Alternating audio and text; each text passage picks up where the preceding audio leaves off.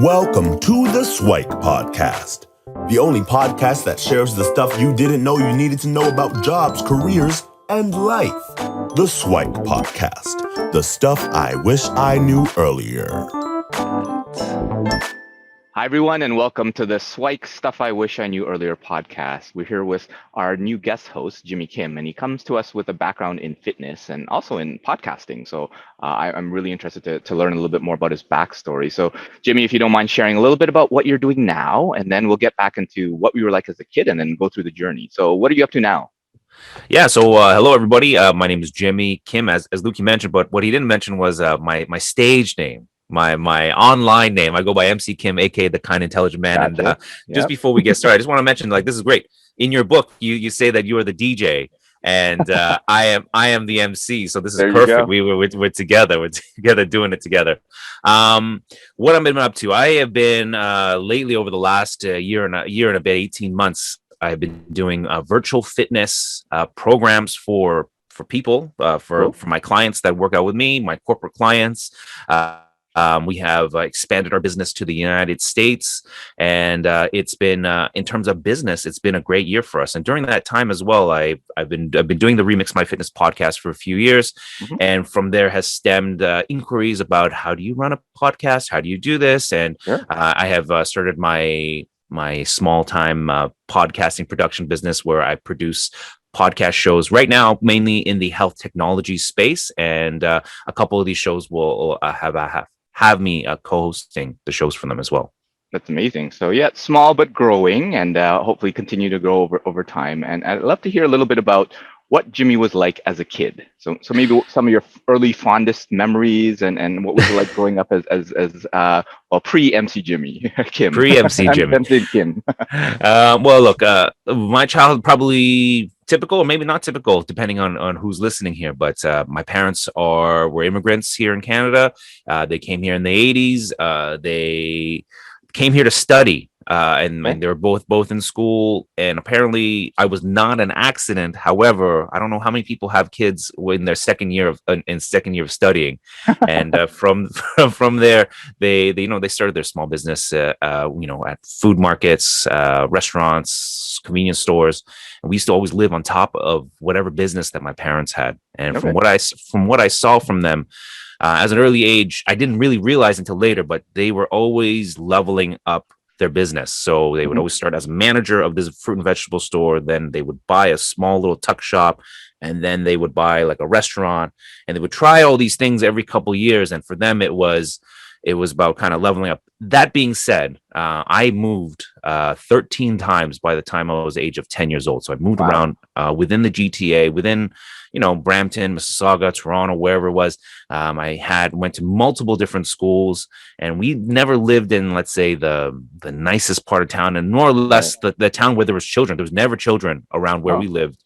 We used to always live, like I said, lived on top of stores. I always get comparisons to Kim Convenience. I have never watched that show. However, I bet you I know a lot about that, a lot about that show. We lived that life. And I just say it's different, maybe because growing up, we were always with friends who, had businesses, and oftentimes they lived on top of their stores as well.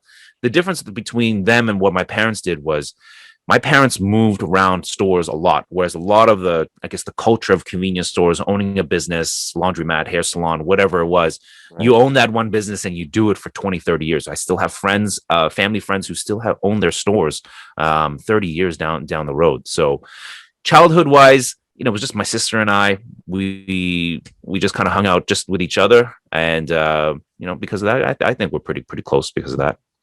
That's amazing. So it sounds like that's where you kind of got that entrepreneurial bug to kind of start your own business and all these different endeavors. And what was the growth like to go to school? So it sounds like your parents came here for education. So education was important to them, but having you in second year probably puts a little bit of a wrinkle in their plans. But I'm guessing that they tried to instill that educational values onto you. And so what was the decision like growing up with parents in the entrepreneurial sphere, yet you should go and get a job and get an education and all that sort of stuff? For sure. Well, I mean, our dinner conversations it was always encompassed about money, how to make money, how to make more money, and all that stuff. You know, whether it was with my parents, my uncles, all friends get-togethers, it was all about how to make more money, right? Okay. And live that better life. So that was, that was like a value, we'll say, that they instilled in me very early on, which I personally found a lot of pressure to that, right? And not on top of the money. They also want the prestige that comes with the money, right? So it was kind of like, well, you can make money, but why not an education on top of that? And you can be educated and make money. So obviously, doctors, lawyers, things like that, that was important for them to do. However, I noticed that I didn't really have a knack for studying. The things that I did well in school was I was president of my high school. I was always doing like interactive things outside of the schoolwork, which to be honest with you, brought me we'll say the prestige that maybe my parents weren't really looking for. But I realized, maybe I have a knack for something like this. I did the morning announcements for my high school for many, many years. So I guess that was the birth of, like, let's say, the emceeing portion of it. And I went to school. I went to school not thinking that was the path. That's what everyone was doing. But I had like a very aha moment when we were in graduation ceremony. I'll never forget. They were saying, okay, here's Luki, and he's going to go to Seneca, and here's Adam, and he's going to go, to U of T. And they would slowly start calling out names, and I noticed that there were more names not going to secondary education. And there was more names, saying like, well, they're going to start a business. They're going to go into business with their dad. They're going to do carpentry. They're going to do this. They're going to travel. And I literally sat there thinking, look at these suckers, not going to school. They're not going to make it in life. They're not going to do anything. I'm going to go to school, and I'm going to be, whoever, right? I'm going to get a job right away. But I went to York University. I studied kinesiology. I absolutely hated it. Oh, no. I hated it. And I was thinking, I want to bail out of school. And one of my, let's say, like, advisors at York, he pulled me aside after the first year. He saw that my grades were doing like terrible.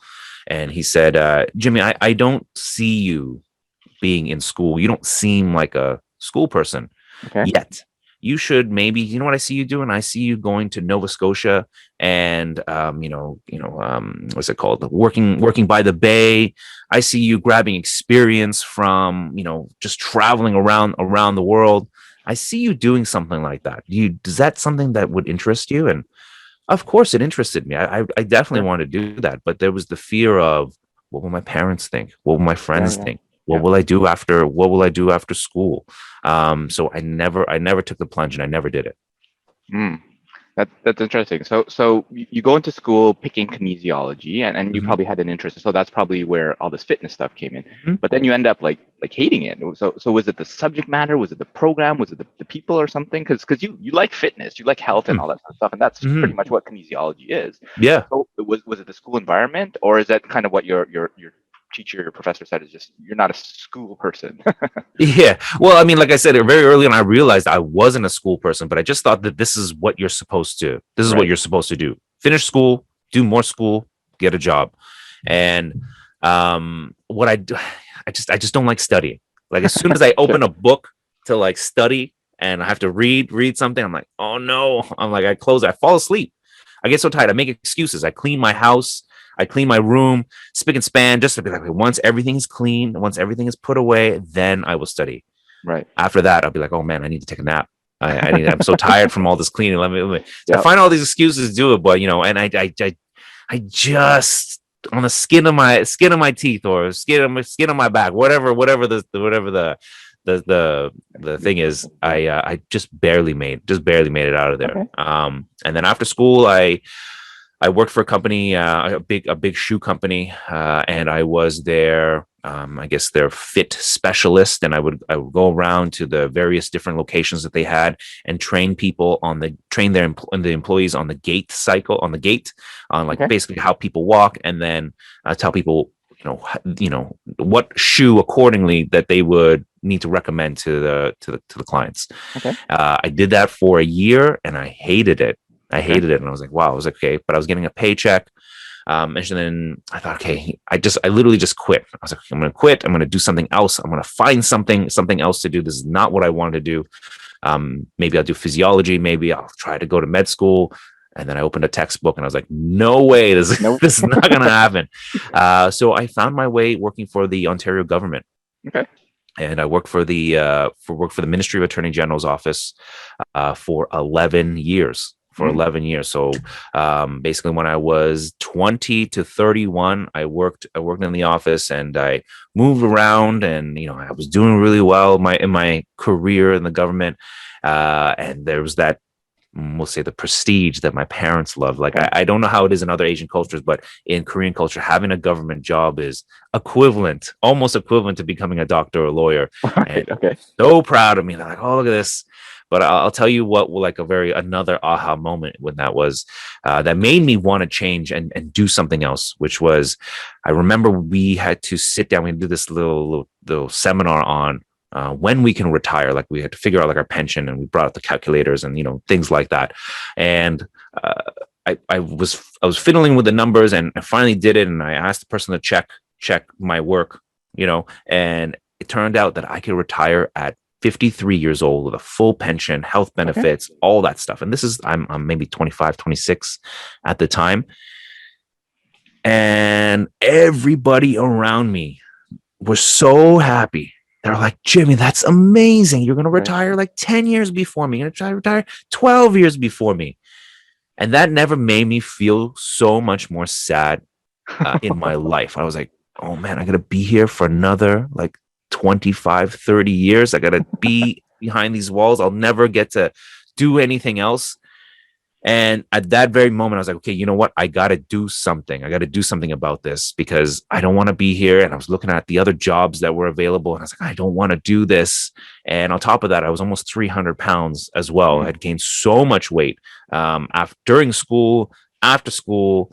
And I had to make a change. So I thought, why don't I make a change with myself first? And why don't I get my health in order, and let me figure this out. And then from there, let me see what happens. And, along the way, I lost a whole bunch of weight, almost lost like over 70 pounds.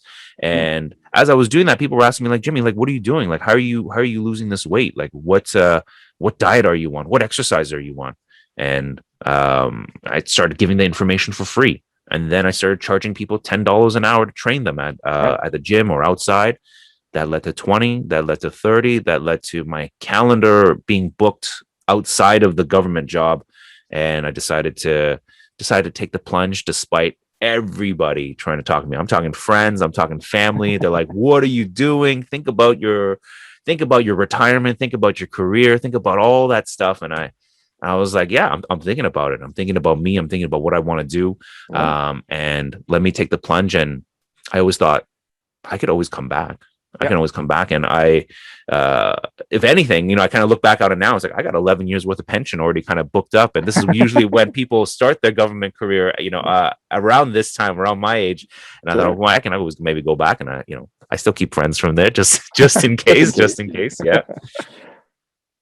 That's amazing. So yeah, I think that's a great story in terms of taking a look at your interests and your passions and saying, you know what, you made it, right? You got that. Well, the government job, which is equivalent to like the prestigious doctor, lawyer, accountant, engineer, but inside you just weren't happy and you weren't fulfilled, and there was something. And I wondered, like, what was that, or can you recall what was that moment to say, you know what, I'm gonna do this, like irrespective of what mom and dad, the family, and everybody around you says. It's like, no, I'm gonna do it. What helped you kind of keep that commitment to keep on going? Do you recall any particular moment that kind of transitioned you, or some of the things that you told yourself to keep going in during those rough times? Mine has always been, and I've since then have gone through many rough times, as an entrepreneur, trying to make things work, and now having a family. At the time, I didn't have a family. I thought, okay, you know what? I don't have a family. It's just me and my wife, and my wife supports me. And what do we do? And we weren't having any plans to have any kids, at least for a couple of years. And I thought, give it a couple of years. Let me try this out. But it was, there wasn't any particular time, but every time that I make a decision, it's because I trust myself. Like I have to really just let go and just trust that this is going to work out. And if it doesn't, there is always something else that I can do. Sounds good. Yeah. And that's amazing. So you kind of bring us to present day, where you obviously took that fitness business, and you mentioned that you were doing well when it was in person. You were doing a bunch of training before. You started the Remix My Fitness podcast, and then now you're getting into the podcasting world as well, and you're doing those simultaneously. I think you mentioned you're expanding to the States as well for that. So what's next in the horizon, and what is some of the SWIKE that you'd like to give little MC Kim, right? when you were kind of growing up or in high school, whatever? What is that kind of stuff I wish I knew earlier that you'd want to share with him, if you could? Yeah, well, as of right now, if I could be very honest with you, I don't know. I don't know what's next in the horizon. All I know is that this is where I want to be. You know, we were talking off air, and I wanted to work from home. This was a goal of mine. And I thought, how am I going to make this happen? How can I do this? I've been trying to do this online fitness thing for over 5 years. I have a mastermind group that I'm a part of, and the people in the mastermind group is just do it. Just take the plunge. Just go ahead and just doesn't matter what you have. Just do it. And I said, I'm not ready. I'm not ready. And going back to that whole trust factor, trusting that I'm doing. And this time I was forced to do it. I don't have the proper equipment. I'm always waiting for I'm the kind of person to wait for that perfect moment, you know, kind of telling you like, I'm going to study, but I want to make sure everything is clean. I want to make sure everything is good, and then I'll study. But what happens is that I end up fatiguing myself, right? Mentally, physically, whatever it is. So at the moment in time, everything is good. I'm happy with what's going on, and I'm working from home. This is where I want to be. So if I were to go back and tell the little me, and maybe even the big me, even right now me, I always say like, hey, trust yourself, trust in the ability that you can make it work. And if it doesn't work, that there's always something else. You know, the one thing that my parents taught me, you know, people always say, you know, you're on entrepreneurship. That's what they taught you.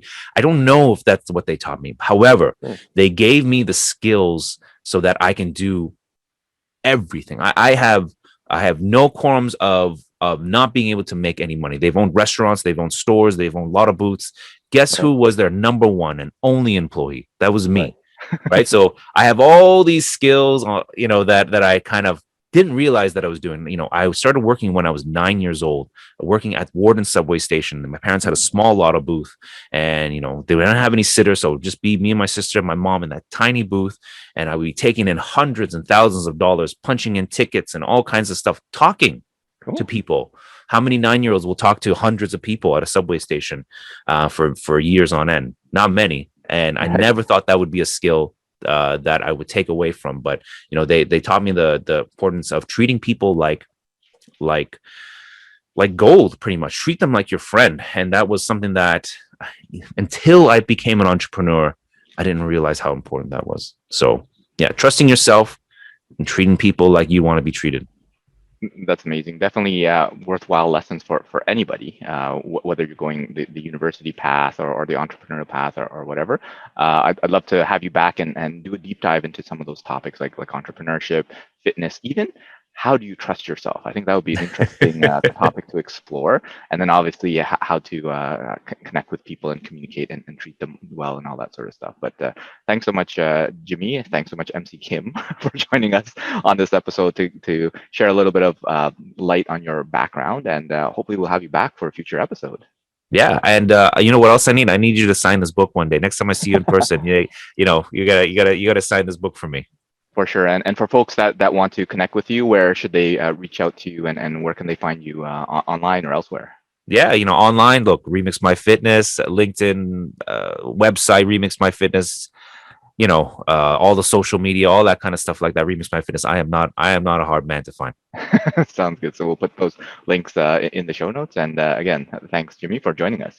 All right. Thank you for having me. Appreciate it. Thanks for joining us on the SWIKE, Stuff I Wish I Knew Earlier, the podcast. If you like the podcast, please subscribe on iTunes, Stitcher, or wherever you found this podcast. And if you can give us a review, that would be very appreciated. Feel free to contact me on LinkedIn at Luki Danu, LukiDanu, and the same on most social media platforms. And I look forward to hearing from you. Thanks. Bye.